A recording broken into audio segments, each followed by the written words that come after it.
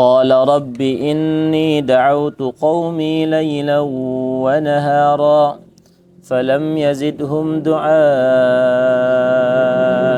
إلا فرارا وإني كلما دعوتهم لتغفر لهم جعلوا أصابعهم في آذانهم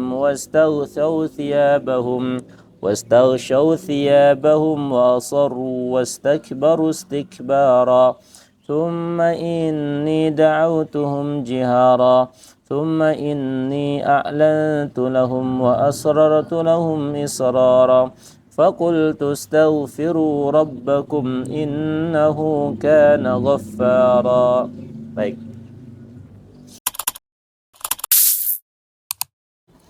Alhamdulillahirabbil alamin wassalatu wassalamu ala Rasulillahil karim Nabiyuna Muhammadin sallallahu alaihi wasallama wa ala alihi wa sahbihi wa man tabi'ahu bi ihsanin ila yaumiddin.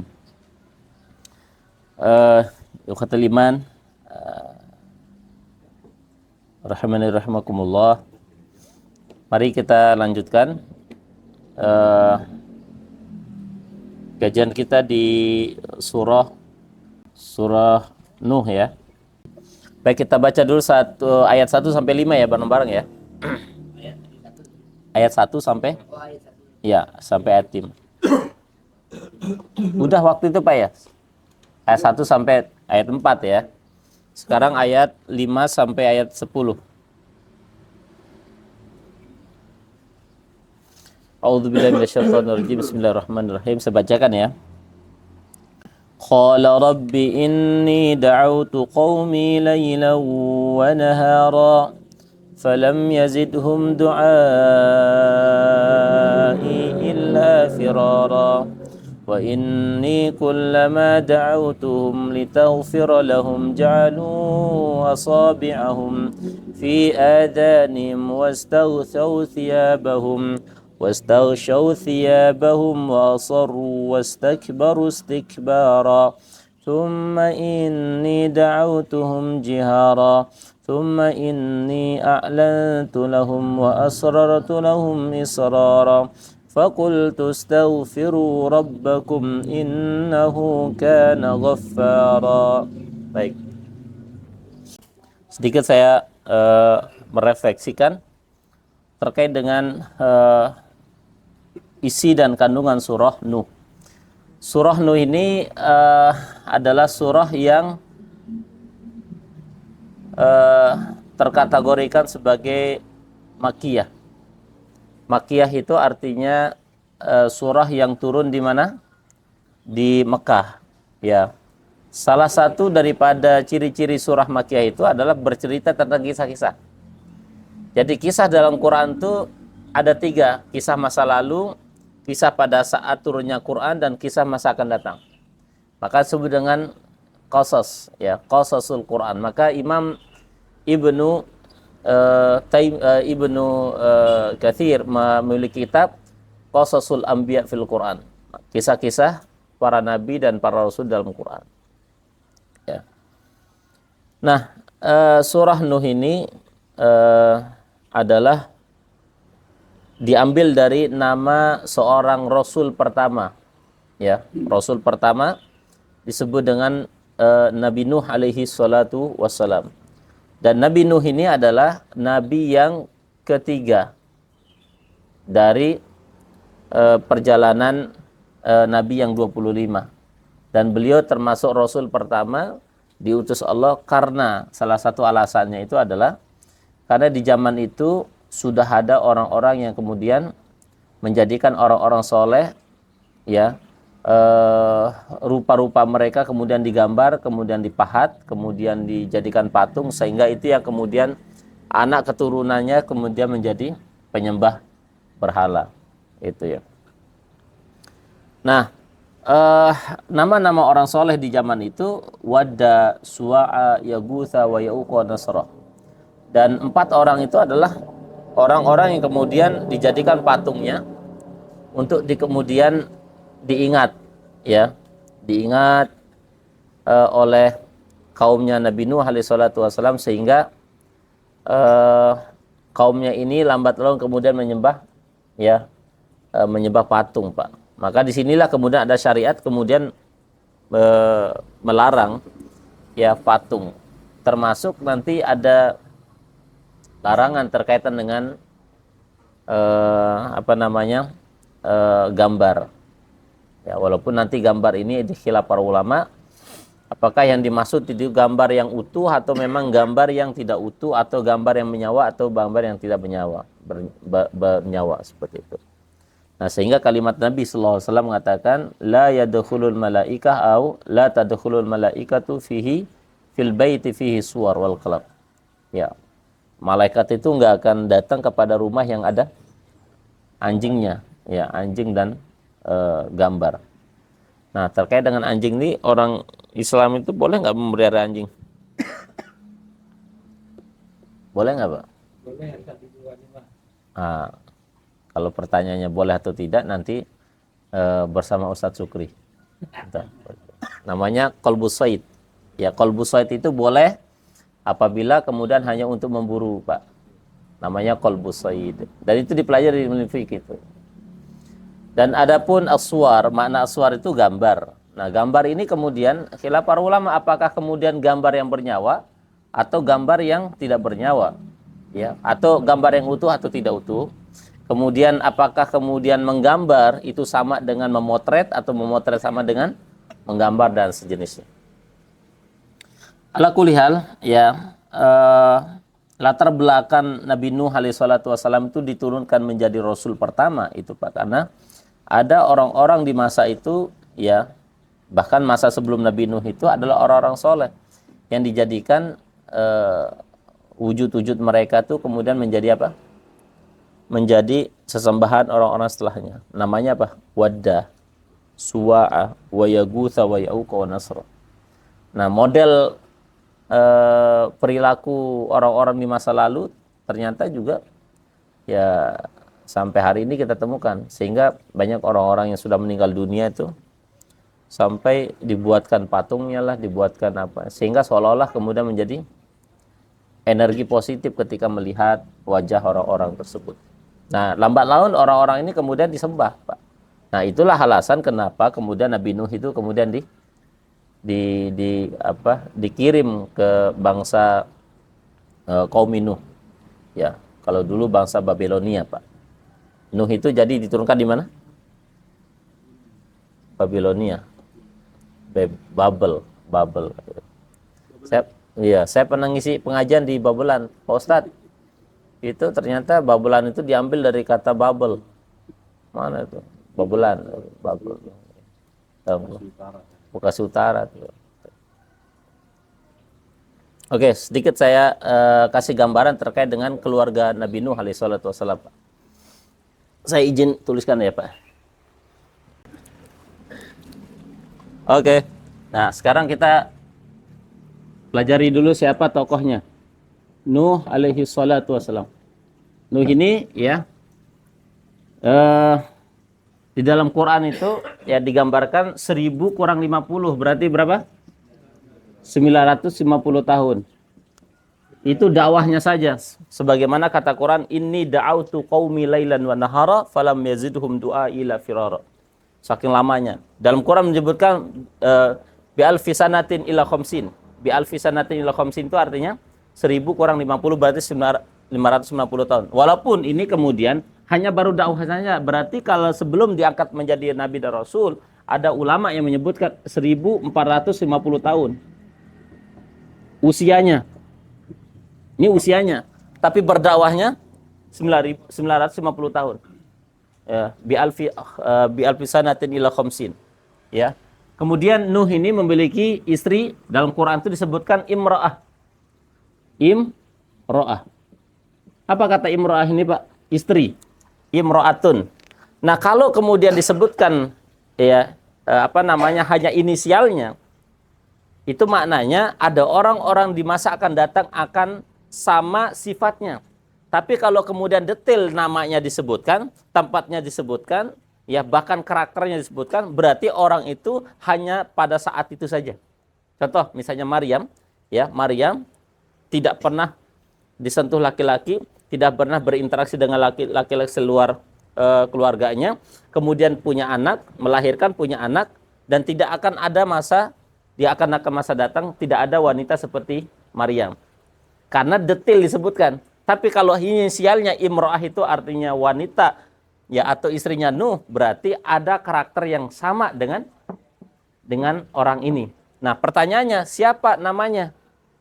Siapa nama Nabi Nuh, istrinya?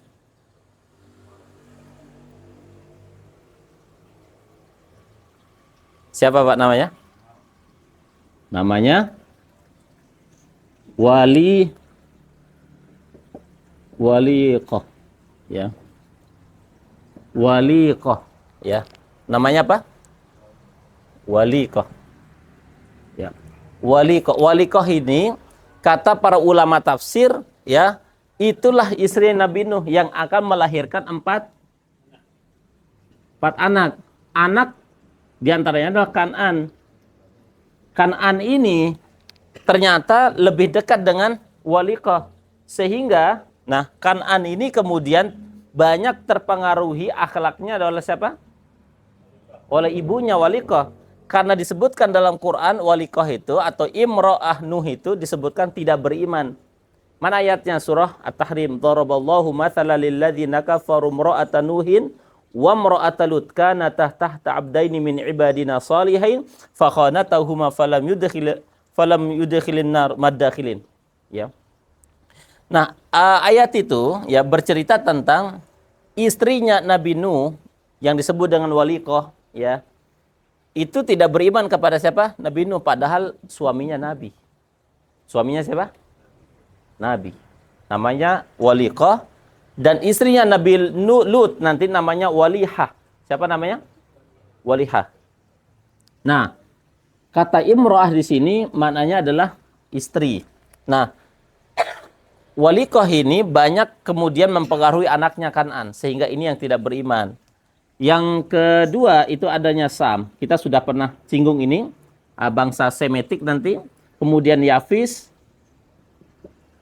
Kemudian ada Sam, ada Ham, bangsa Afrika. Baik. Saya tidak fokus pada anak turunnya, tapi kita fokus pada karakter Waliqah yang kemudian tidak taat kepada siapa? Suaminya. Nah, dari sinilah kata para ulama mengatakan al-iman lam yuraf. Iman itu tidak bisa diwarisi. Buktinya mana? Buktinya Abu Thalib begitu dekat dengan Nabi sallallahu alaihi wasallam.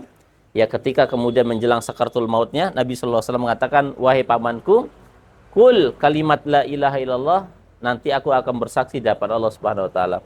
Maka ayat yang turun pada saat peristiwa itu apa? Innaka la tahdi man ahbabta walakinallahu yahdi man yasha.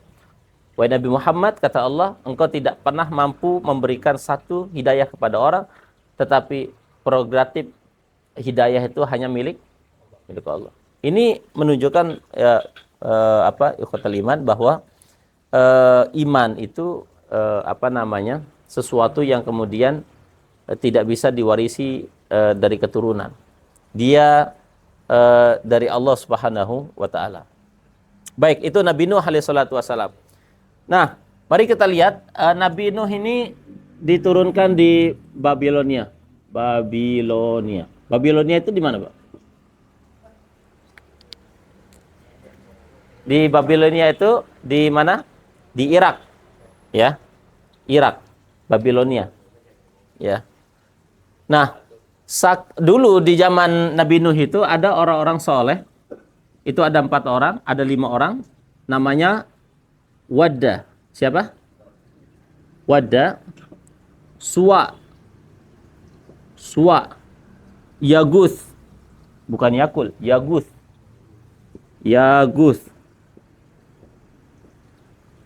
Wa Ya'uqa. Nasra. Nah, 5 orang ini, Pak, 5 orang ini itu dijadikan patungnya oleh orang-orang setelahnya patung. Untuk apa tujuannya? Untuk kemudian mereka diingat supaya orang-orang setelahnya itu memiliki semangat ibadah yang sama dengan mereka. Makanya kenapa dalam Islam itu melarang patung? Larangan patung dalam Islam.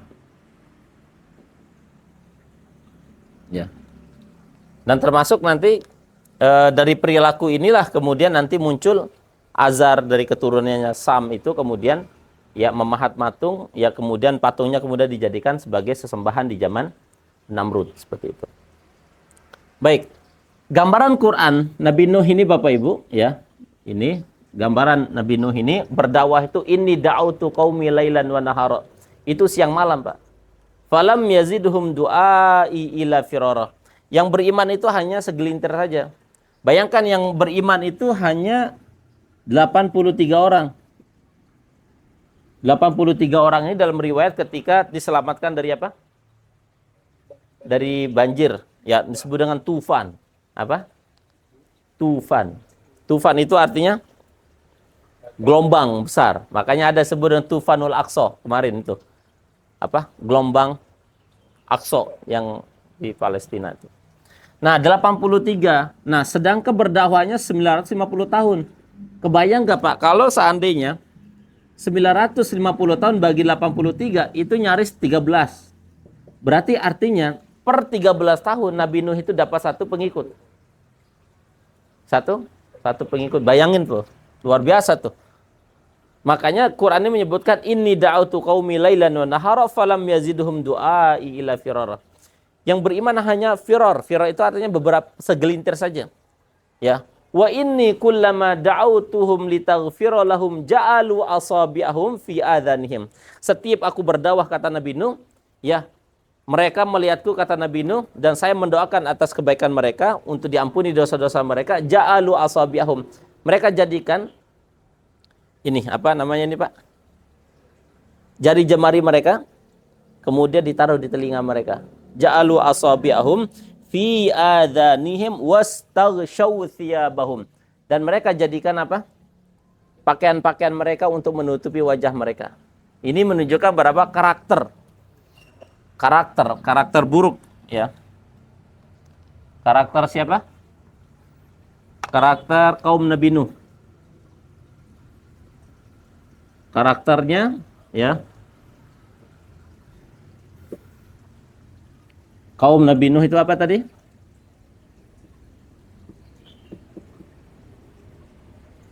Ya, karakternya apa? Enggak mau mendengarkan dakwah. Ya. Tutup telinga.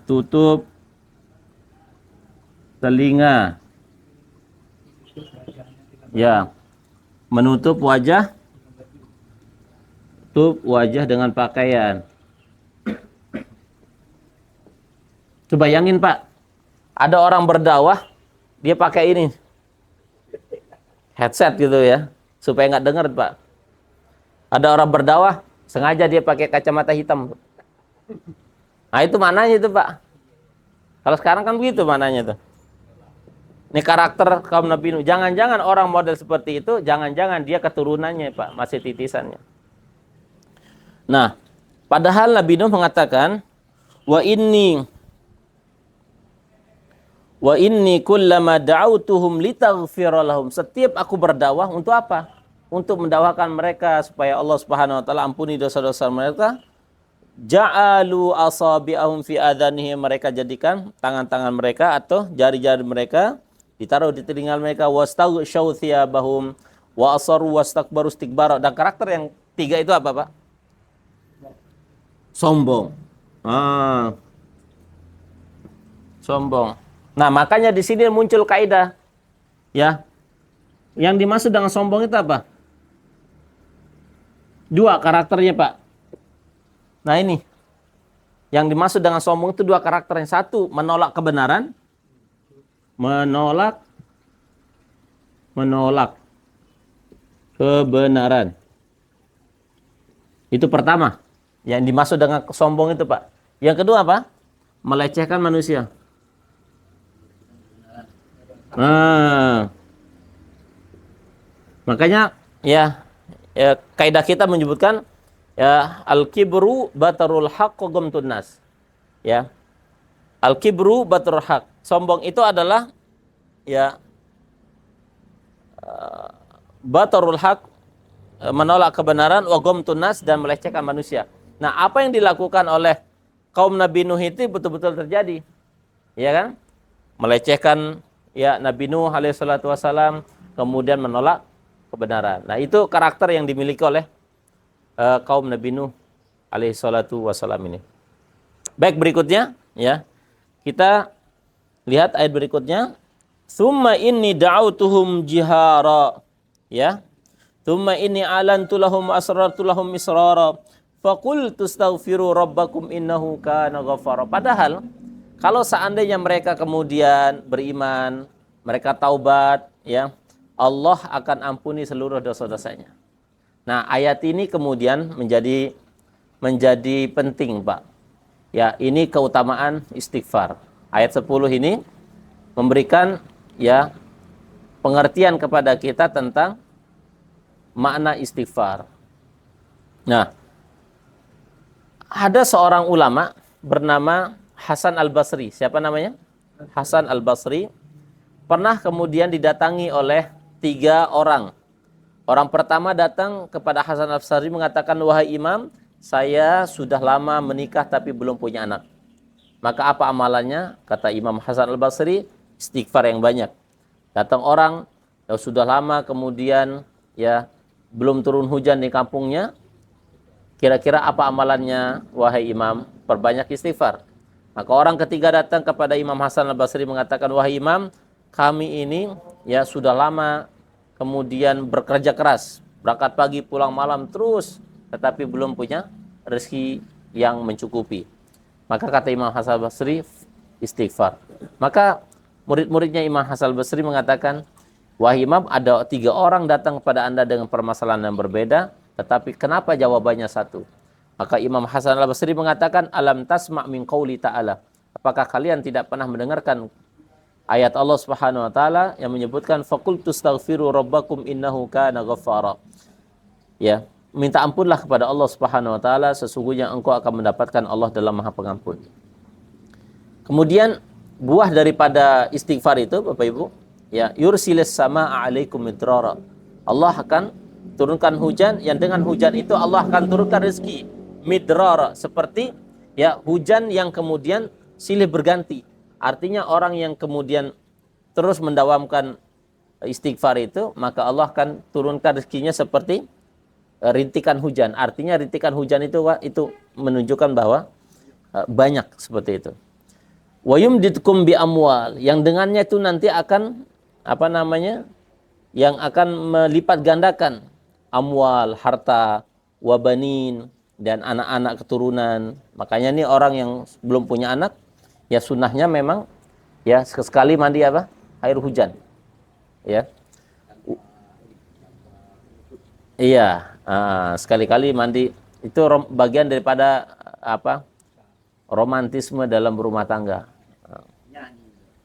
Iya.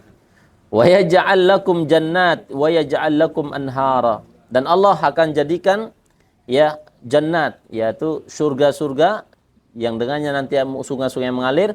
Wa yaj'al lakum anhara, yang di bawah surga itu banyak air-air yang mengalir. Nah, ini fadilah di antara orang yang perbanyak istighfar pada Allah Subhanahu wa taala. Makanya mungkin di antara kita ada yang memiliki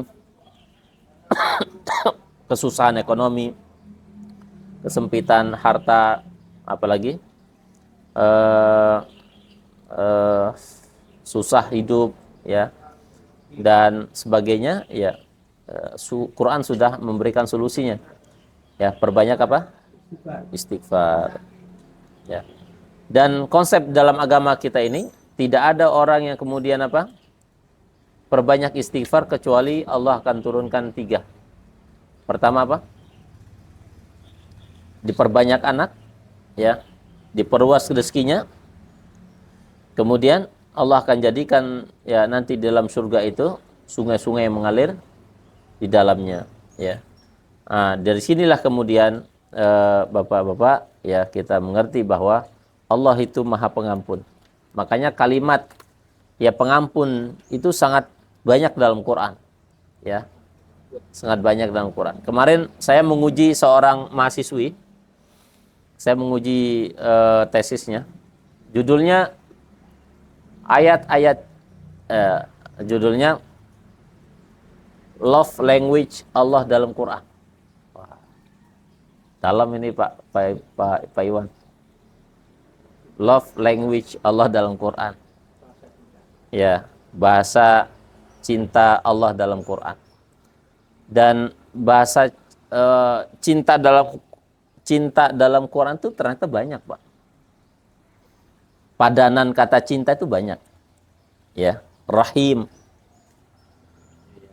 Iya, apa? Ar-Rahman. Iya, Al-Ghafur. Ya. Al-Wadud, Al-Afu, Yahub. Iya, semua itu ya padanan-padanan kata. Ya, kalau Allah itu ya memiliki bahasa kasih sayang yang begitu luar biasa. Termasuk ayat ini mengatakan apa? Ya, ayat ini mengatakan innahu kana ghaffara. Allah itu kalau kita minta ampun, Allah itu datang dengan segala maha besar kepemampunannya. Makanya dalam Quran itu, Pak, ya, kalau tidak salah dalam surah As-Saffat itu, ya, qul ya ibadiyalladzina asrafu ala anfusihim la taqnatu min rahmatillah. Sebesar apapun kesalahan orang itu kalau pernah melakukan dosa, ya, selama ada keinginan untuk bertobat, Allah akan datang dengan segala ampunannya. Dan jangan pernah kemudian apa? Berputus asa terhadap rahmat. Karena ayat lanjutannya mengatakan innallaha yaghfiru dzunuba jami'ah. Allah pasti mengampuni seluruh dosa-dosa. Betapa tidak, Pak? Seorang yang membunuh 99 plus 1 itu masuk surga. Orang hari-harinya berzina, kemudian hanya memberikan apa? Memberikan minum anjing, itu kemudian masuk surga. Nah, kita kan alhamdulillah nggak pernah berzina, nggak pernah bunuh orang. Ya mungkin ya dulu waktu SMA mungkin colek-colek dikit-dikit Pak Haji ya. Sekarang udah taubat itu ya. Nah, Allah ampuni dosa-dosanya. Ada orang membunuh, ya masuk Islam kemudian bertaubat. Luar biasa seperti itu. Nah, mungkin saya pernah cerita ya. Kejadian 2 minggu yang lalu. Saya lagi khutbah Jumat. Hari Jumat itu, Pak. Hari Jumat. Saya ditelepon dari warga. Jam 10.30. Pak Ustadz, ada jamaah yang meninggal dunia. Saya bilang innalillah. Tapi informasinya dia murtad, Ustadz. Lah, kok bisa? Ternyata dia nikah siri. Beberapa hari dan kemudian dibaptis, kemudian tabrakan meninggal dunia. Padahal ini Bapak ya, dia sering sholat ke masjid, Pak. Sering sholat ke masjid. Dia biasalah ya, biasa orang kampung sholat di tempat kita itu, Pak. Artinya dengar berita yang begitu sangat miris hati, Pak. Makanya kata Nabi SAW, nanti di akhir zaman, yusbihu mu'minan wa yumsi kafiran. Bisa jadi ada orang di pagi hari dia beriman, di sore hari dia sudah berganti imannya. Wa yumsi kafiran wa yusbihu mu'minan. Bisa jadi di sore harinya dia masih kufur, tapi ketika bangkit dari ranjangnya dia kemudian jadi beriman. Yang lagi viral itu kan seorang wanita dari Jepang yang kemudian hari ini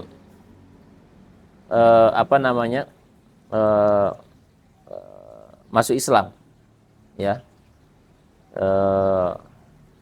yang mungkin masa lalunya tidak sebaik kita. Tetapi ketika dia bertobat, kemudian dia mu'alaf, sekarang berhijab luar biasa gitu ya, kemudian banyak mengedukasi orang, ya, bahkan dari salah satu videonya itu mengajak orang untuk funding untuk membuat masjid di salah satu kota di Jepang. Nah, hari ini menjadi penggerak kebaikan. Ya, artinya teman-teman bahwa jangan pernah memandang orang itu hari ini kita tidak tahu. Fa innahu qaumun la ya. Bisa jadi hari ini dia tidak beriman karena tidak tahu. Coba bayangkan kalau seandainya Nabi ketika berdakwah ke Taif, ketika dilempar batu, ketika ditawari oleh malaikat gunung untuk dilempar itu orang-orang Taif. Ayat idza jaa nasrullah itu nggak akan turun, Pak. Kenapa? Karena ayat itu berbunyi idza jaa nasrullahi wal fath wa ra'aitan nasa yadkhuluna fi dinillahi afwaja. Orang-orang itu berbondong-bondong masuk Islam. Kalimat berbondong-bondong itu dalam ilmu tafsir, Pak. Mereka itu adalah orang-orang yang datang dari orang-orang Taif. Makanya Taif itu salah satu penghasil terbesar ya sayur-sayuran dan buah-buahan dari kota pendukung kota Mekah. Itu berkah dari sebuah doa Nabi yang mengatakan fa innahum qaumul la ya'lam. Bisa jadi dia nggak beriman karena nggak ngerti, gitu. Nah makanya berdakwah itu tentu kemudian harus ada apa? Kesabaran. Makanya Nabi Nuh ini masuk dia nominasi dari ulul azmi minar rasul. Karena saking sabarnya berdakwah 950 tahun, yang beriman cuma 83. Sabar nggak kira-kira tuh? Sabar. 13 tahun baru satu yang beriman. Maka beliau masuk nominasi dari nabi-nabi ulul azmi, itu ada 5 dari 124.000 nabi, 315 rasul, 25 yang wajib diimani, itu masuk kategori beliau nomor pertama. Nabi Nuh, Nabi Ibrahim, Nabi Musa, Nabi Isa, Nabi Muhammad SAW. Nah ini nanti ada yang menarik. Kenapa Nabi Musa itu kemudian dinyatakan sebagai Nabi ulul azmi? Padahal syarat untuk menjadi Nabi ulul azmi itu adalah sabar. Nah Nabi Musa ini kalau dibilang nggak ada sabar-sabarnya ini Pak. Pukul orang, ya bahasa kita senggol bacok Pak nih. Tapi karakternya beliau ini tegas gitu ya. Tapi kenapa kemudian masuk kategori ulul azmi? Karena salah satunya jawabannya dalam surah Al-Kahfi. Ketika bertemu dengan Nabi siapa? Nabi Khidir. Bisa jadi dia menjadi nabi yang lebih unggul dari Nabi Khidir. Tetapi dalam perjalanan menuntut ilmu, Nabi Khidir lebih faham daripada Nabi Musa alaihissalam. Dari perjalanan itulah kemudian dia mendapatkan kesabaran. Makanya kadang-kadang kita ini, ya sebesar apapun kita di luar, kadang-kadang ya kita juga akan kecil di hadapan orang yang lebih besar daripada kita. Begitu juga dengan ilmu. Terkadang ada orang yang kita lihat ilmunya, tampangnya kemudian tidak meyakinkan, tetapi ilmunya begitu luas. Nah disitulah butuh kesabaran. Sebesar apapun kita ketika di depan majelis ilmu, tidak boleh membawa baju kebesarannya. Kalau baju kebesarannya dibawa ya baju orang lain itu berarti kan ya, bukan baju dia. Kalau baju dia kebiasaannya pas itu ya. Nah Nabi Musa itu Pak, Nabi Musa itu adalah masuk nominasi dari ulul azmi setelah bertemu dengan siapa? Nabi Khidir. Karena perjalanan menuntut ilmu itu sangat dibutuhkan kesabaran. Nah, terakhir ya Nabi Nuh alaihissalatu wassalam ini sekali lagi beliau masuk kategori Nabi ulul azmi minar rasul ya. Dan rasul pertama ya, karena beliaulah yang kemudian mendakwahkan kalimat tauhid ketika terjadinya kemusyrikan di awal-awal ya di dunia ini. Maka beliau dikategorikan menjadi Nabi ulul azmi seperti itu. Baik, ini dulu mukadimahnya Pak ya. Terkait dengan pengantar ayatnya. Mungkin ada yang mau menambahkan, silakan. Pak Jamri. Biasanya ada. Siapa sih? Sebelum Nabi Nuh itu ada 5 orang soleh. Itu dari umat siapa? Baik. Nah, itu dari umat siapa? Nabi Nuh ini kan nabi yang ketiga dari Nabi Adam. Ya. Berdasarkan ya nabi dan rasul yang wajib diimani. Nabi Adam, Idris, Nuh. Nah, berarti pertanyaannya kapan atau umat siapa? Ya, berarti itu adalah umatnya ya nabi setelah Nabi Adam alaihissalatu wassalam, bisa jadi itu adalah Nabi Idris ya. Karena ayat ini bercerita tentang itu terjadi sebelum, ada mengatakan sesudah Nabi Nuh. Ya, tetapi yang kuat adalah sebelum Nabi Nuh. Kenapa?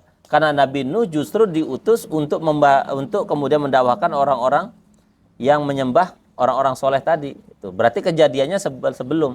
Gitu. Berarti sebelum Nabi Nuh itu datang ada orang-orang soleh, sehingga ulama menyebutkan itu adalah keturunan daripada Nabi Adam alaihissalatu wassalam. Rentang waktu 950 tahun itu kan memang ada kemungkinan ada di kurun itu ya. Ah, betul. Nah, ada juga yang menyebutkan kan rentannya panjang nih. Dakwahnya saya 950 tahun, usia Nabi Nuh itu sesungguhnya 1450 tahun. Itu. Nah, rentan itulah yang kemudian itu kan cukup panjang. Sedangkan rentan antara Nabi Nuh dengan Nabi Adam itu kan 10 generasi.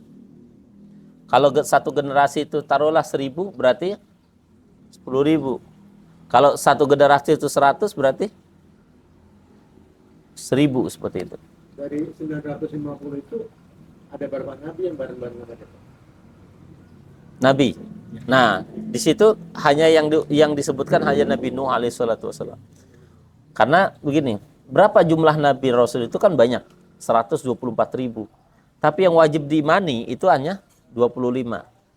Dan memang disebutkan ada nabi-nabi yang sezaman. Ada nabi-nabi yang sezaman. Contoh misalnya Nabi Musa itu kan ada Nabi Harun. Nabi Musa itu ada Nabi Syuaib. Kemudian ada Nabi Uzair. Ya kan? Nah, pertanyaannya, adakah Nabi sezaman dengan Nabi Nuh alaihissalatu wassalam? Nah, ini kita jadikan PR ya. Ini bagus pertanyaannya nih. Adakah Nabi sezaman dengan Nabi Nuh alaihissalatu wassalam? Itu. Mungkin kan pertanyaan dasarnya, mungkinkah Allah tidak utus Nabi, kan begitu? Atau nabi di tempat lain gitu. Nah, mungkin di tempat lain gitu ya. Baik, coba nanti kita ini ya, kita jadikan PR dulu Pak ya.